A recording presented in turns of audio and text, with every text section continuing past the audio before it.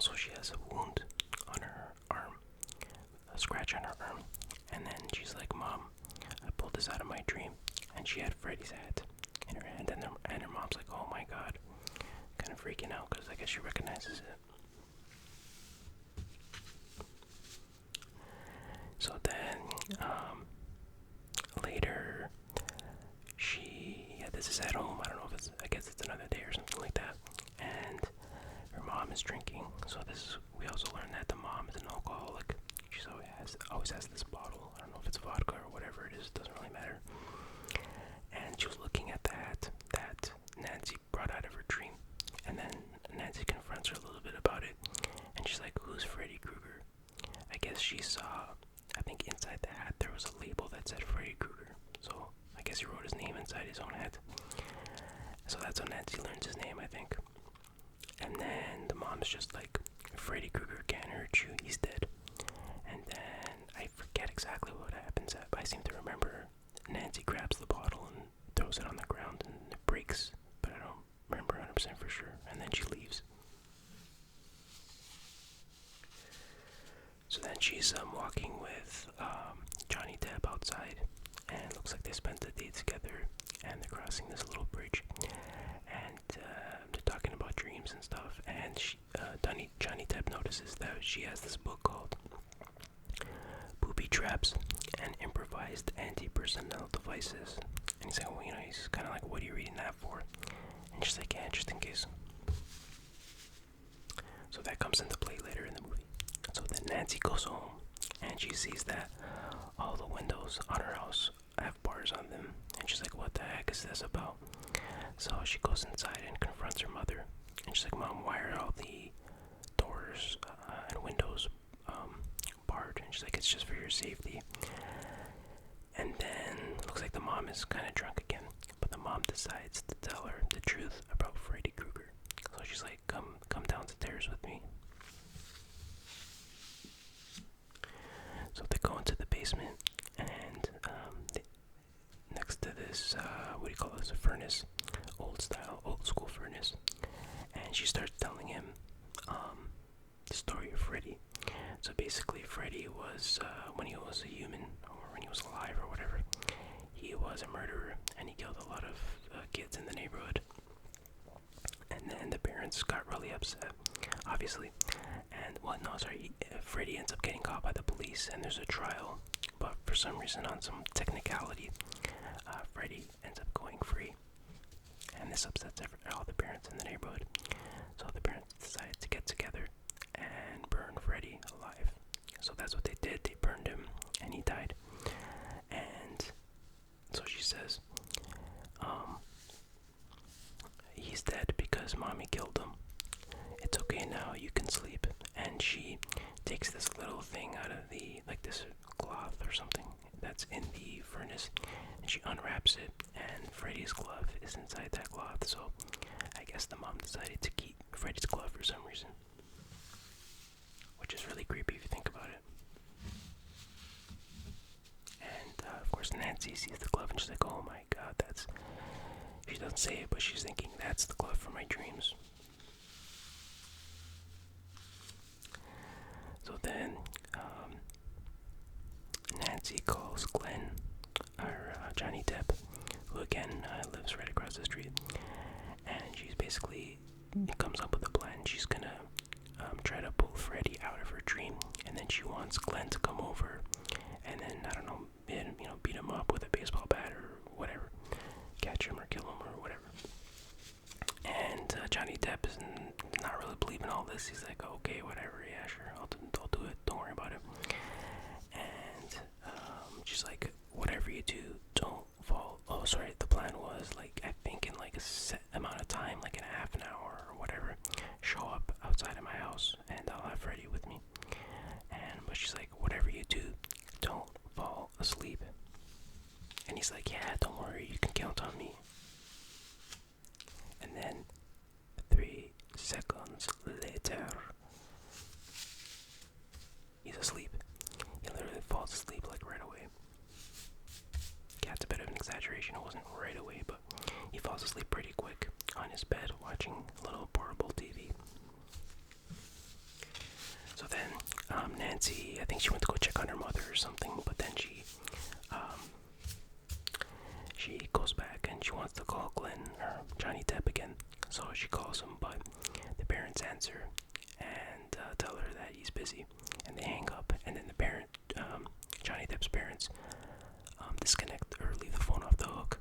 So then Nancy tries to call back and she gets a busy signal, and she gets upset. And I drew this panel wrong here. Basically, what happens is she gets upset, but then she hears Freddy. I think Freddy's claw screeching in the background, and that scares her, like through the phone. That scares her, so she pulls the phone out of the socket, the phone cord, and the phone cord is damaged. And she's like, "Oh, great! What if Johnny Depp tries to call me?" But I drew it wrong because I drew her angry. I thought that she pulled it because she was mad that she got a busy signal, but she pulled it because she was scared because she heard Freddy's claws. But anyways, not a big deal. But then, just then, she hears the phone ring, even though it's pulled out of its socket, so it shouldn't be ringing. It's not a cordless, it's not a cell phone, obviously. So she's kind of reluctantly and slowly answers the phone. She's like, "Hello." And then, the end of the receiver, and this is really disturbing and creepy, but the end of the phone, the part you're talking to, Freddy's tongue sticks out and starts wagging in a really disturbing way, and he says, "I'm your boyfriend now." So Nancy freaks out and whips the phone on the ground, and so that's kind of weird. Like, how did that happen?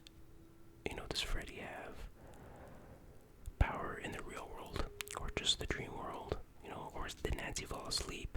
But there's no indication that she's sleeping on this part, so I don't know. A little bit inconsistency there.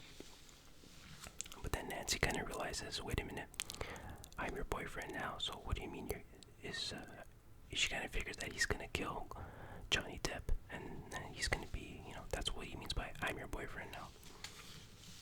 So she's concerned. She runs downstairs, and she's gonna, open the front door and leave and go across the street to check on Glenn, but the door's locked from the inside. So she's like, mother. She finds her mother, totally wasted, just gone beyond belief, just wrecked on the couch. And the mom's like, locked. So she's gone. She's like, you're not going anywhere. And Nancy's like really upset. So Nancy runs upstairs and looks through the window, and so we cut to Glenn's room, sleeping comfortably on his bed.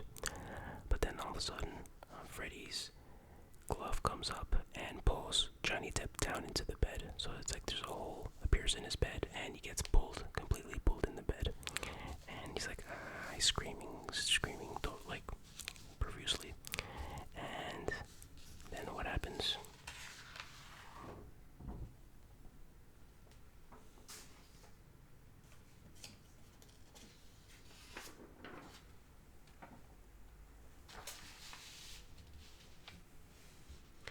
Another classic Freddy moment, and a horror movie moment.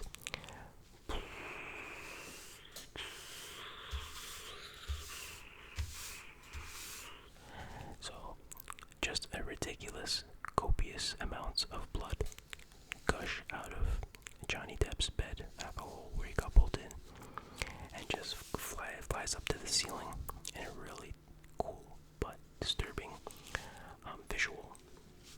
Now, obviously, you can tell that they filmed this by everything's really upside down, and the blood is just pouring out with gravity, but still looks really, really cool. And I'm pretty sure the human body doesn't hold that much blood, but still, it was just a really cool image. And then the mom comes in, and she sees all this blood everywhere, and she starts screaming. And Nancy's screaming because she saw this happen from across the street in her room. So, sorry guys, Johnny Depp is a goner too.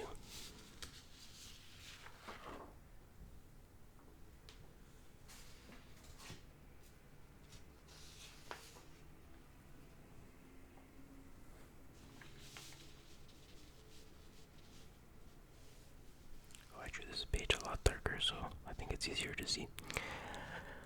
But, so yeah, now it cuts to Johnny Depp's house, and there's all these cops around and ambulance and all that stuff. Not that they can do anything for him, but they're investigating the crime scene. And Nancy's father's there. Of course, he's the lieutenant. And then Nancy calls the house, Johnny Depp's house, and she talks to her dad, and she says, "I know who did this, Dad. It was Fred Krueger." And then the look on the dad's face was just like, oh, kind of like, number one, how does she know about Fred Krueger? And number two, why did she think it was him? He's dead.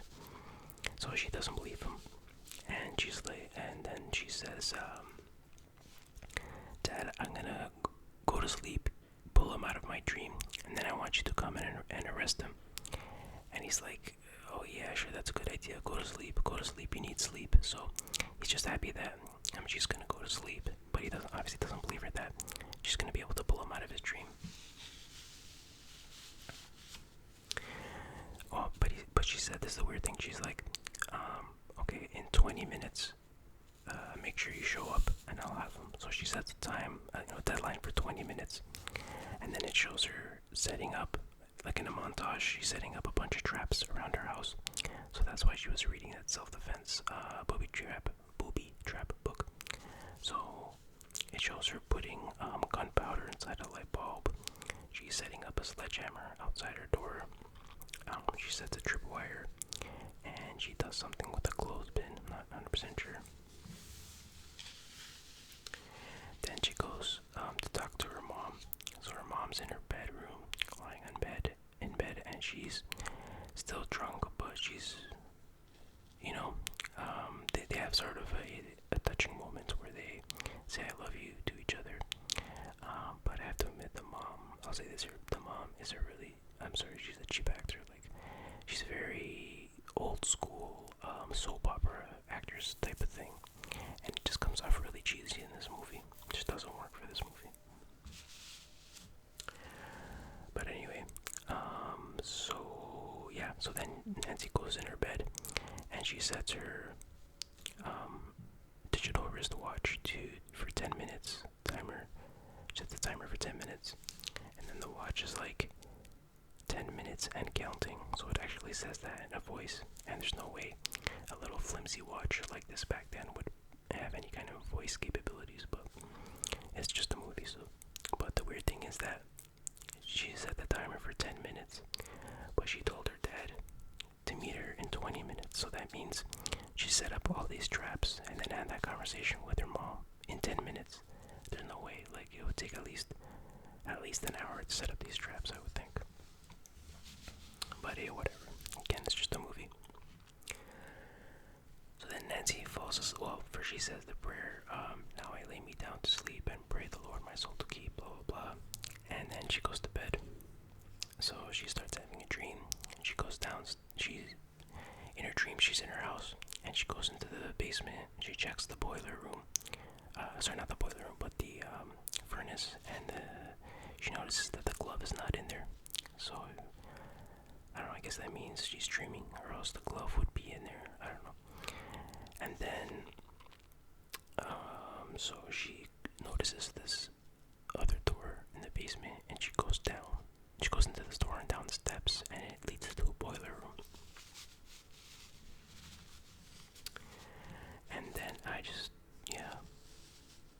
anyways, so then she goes down into the boiler room. She's searching around for Freddy, and she hears like little laughs, like Freddy's kind of stalking her. She hears some laughing here and there, and some nails screeching on the metal pipes and stuff, but she can't find him.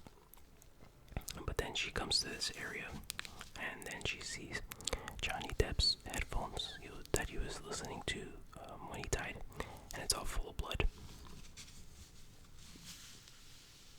And then she notices that she's running out of time. She can't find him. She's like, "Where are you?" And then boom, he pops out of nowhere. And it's weird because Nancy takes off, and it's weird because he's wearing his hat here, but in the next shot he doesn't have his hat on, and then for the rest of the movie he's not wearing a hat. So I wonder what happened to his hat. But then again, he's in the dream world, so I guess he made his own hat disappear because he's Freddy. He can do whatever he wants. So then Nancy jumps off this thing, and then suddenly she lands in front of her house inside these rose bushes, which doesn't make sense, but it's a dream, doesn't have to. And then she's looking around, she doesn't see Freddy, and then she looks at her watch again, very low on time, and then Freddy pops out of the bushes and she grabs him just in time, and then her alarm starts going off. So that wakes her up, and she's in her bedroom. She's looking around. She's like, oh man, it didn't work. Freddy's not here. But then Freddy was hiding behind the bed, and he jumps out. And Nancy runs out of the room, and then Freddy chases her. And then this is where we go into Home Alone mode, where he's getting caught in all her booby traps. I was gonna draw like Macaulay Culkin in the background saying yes or something like that, but I'm like, nah, no time for that. So yeah, Freddy gets that sledgehammer right to the gut. Ooh, and that'd probably be enough to kill him or hurt him seriously, but he's a tough dude. And then he runs out the room and he ends up falling over the banister down the stairs. And then he's chasing after her and he trips over the tripwire, which causes the light bulb to explode behind him. That was full of gunpowder. So he goes flying. So Freddy kind of looks a little bit like a bumbling goof on this part. Kind of looks almost like a parody on, to some degree. I mean, I don't know. It's kind of funny to watch now, this type of thing. I don't want to see Freddy, getting caught in traps and tripping and all that stuff. It diminishes his legend, I guess, but he's in the real world now, so I guess he doesn't really have any special abilities or godlike powers. So it does make sense.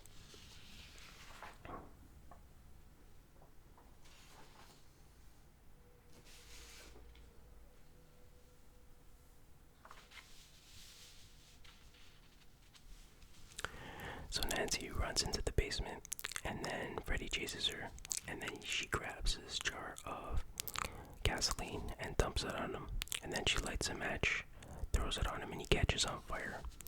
And it's funny that suddenly he looks like extra chunky, and that's because obviously the stunt double is wearing protective, many layers of protective material, so he doesn't actually burn, because they were using real fire back then, no CGI here. And not just for this movie, anytime in a movie back then when you saw somebody catch on fire, they looked, a little bit extra chunky. And then there's a part he's chasing Nancy up the steps. He looks more like Jason Voorhees, because that almost looks like he's wearing a hockey mask, because the mask is like really thick, obviously again to protect the stunt double. So Nancy runs out of the basement and she locks the door behind her. And then she breaks the window and the front door, and she's screaming for help. And then there's still cops across the street investigating Johnny Depp's death. And then they see her screaming, so they call her dad. And her dad and the other cops go over there and break the door open. Because remember, the door is locked from the inside. And then she's like, he's here, the killer's here, he's in the basement. So they go to try to open the door in the basement, and it won't open. Well, I don't know if they open it or not, but then they notice fiery footprints. Lots of fiery footprints leading upstairs. And then Nancy's like, oh my god, he's going for Mother. And the dad's like, what are you talking about, Nancy? What's going on here? So they both go upstairs. And then this is in the mom's room. Freddy is on top of the mother, who's on the bed, and they're both on fire. And then Nancy grabs a chair and WWE style just bam smashes it on Freddy's back. And then the dad comes in and he gets some blankets, heavy blankets, and puts it on top of both Freddy and the mom to put out the fire. And this is where it really gets weird. When the fire goes out, he pulls the blankets away, and then all you see is the mom's heavily burnt body, and clearly dead body, and she slowly lowers down into the bed. So there's no, it's like a big hole in the bed, I guess, and she slowly lowers down into the bed, and then she lifts her arm and kind of waves at her. So, and then the bed just closes up, and then that's it. She's gone. So it's like, okay, wait, is this a dream at this point? Like, how is this happening in the real world? Like, I don't know, it doesn't make too much sense to me. But it doesn't bother me too much. And then the other weird thing is the dad is watching all this, and he's like, he has a little bit of a disturbed look on his face, but he's not shocked. He's just like, oh, that's disgusting. Like, I don't know, if I saw that, I'd be like, what the hell? I'd be freaking out. That's a life-changing event, you know. But he doesn't seem that disturbed by it. And then, him and Nancy tells the dad, like, oh, do you believe me now? And then they hug and talk a little bit. And then the dad goes downstairs to do whatever police duties he's got to do. And Nancy's still in the room. And then the door closes by itself behind her. And then Freddy comes up out of the bed, kind of pushes himself through a bed sheet, kind of similar to the effect where earlier he was pushing his head through the wall when Nancy was sleeping. And he cuts through the bed sheet, and he's like, and now you die. But Nancy's not having any of that crap this time. She's like, I know you're not real. This is just a dream. But she looks really confident this time, like she's not scared anymore. And she's like, I take back all the power I give you. She says, I want my mother and friends back. She says, you're nothing. You're shite.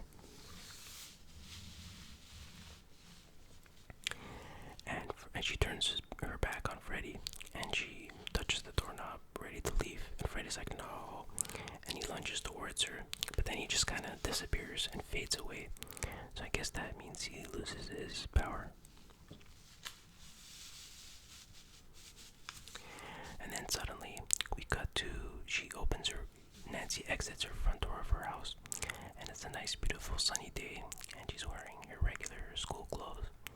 And her mom comes out the door as well, and she's like, oh, what a beautiful day, blah, blah, blah. She's all cheery and happy, and she's like, you know what, I think I'm going to give up drinking. It's kind of like, you know, a little bit over the top.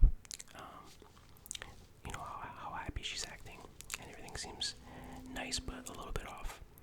And Nancy looks a little bit confused, but, and then her friends pull up in a car, and there's Johnny Depp, there's Greasy Rod, and there's Tina, looking happy, as if nothing happened.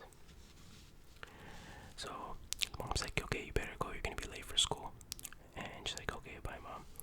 So she goes into the car, and then all of a sudden, she's happy to see her friend and everything. And then all of a sudden, the sunroof of the car comes down, like really quickly, and it kind of startles everybody because they weren't expecting that. And then on the sunroof, you can see the patterns of Freddy's shirt. So there's like the red and green stripes, and then the windows start rolling up by themselves, and the doors lock, and they start freaking out, like, Johnny Depp, what's happening? And he's like, I don't know, I'm not doing this. And then Nancy starts screaming, and she looks back at her mother, and she's screaming, but the mom is just like smiling and waving as if nothing's happening. And then the car drives off, and I think you hear Freddy laughing probably. And then probably one of the funniest shots, I guess, in the movie, unintentionally funny, is the mom standing there right next to the door, and then Freddy's hand comes bursting out this window and grabs the mom and then pulls her through this window.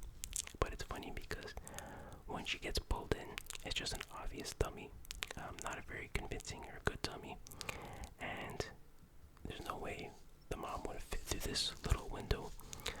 So yeah, it just comes off looking funny, in my opinion. One of the few effects in the movie that just don't work. And yeah, it looked pretty silly, but yeah, it doesn't ruin the movie by any means. Still a great movie. And then the movie fades to black, showing these girls playing jump rope on the sidewalk and singing the Freddy song, 1, 2, Freddy's coming for you. And that's how the movie ends. So the original ending, Wes Craven wanted to do was different. He didn't want to do this whole thing with the friends coming back, and but the producers wanted to leave the possibility open for a sequel. So compromised by having Freddy's, take control of a car at the end of the movie, so at least, it's a bit of a compromise there. Alright, that does it for this video. I hope you enjoyed it, and that does it for this Halloween. I hope you have a happy and safe Halloween. Be careful out there, and make sure you eat as much candy as you can, and save some for me. Alright, anyways, that's enough for today. That's enough for this October, and I'll see you next time. Until then,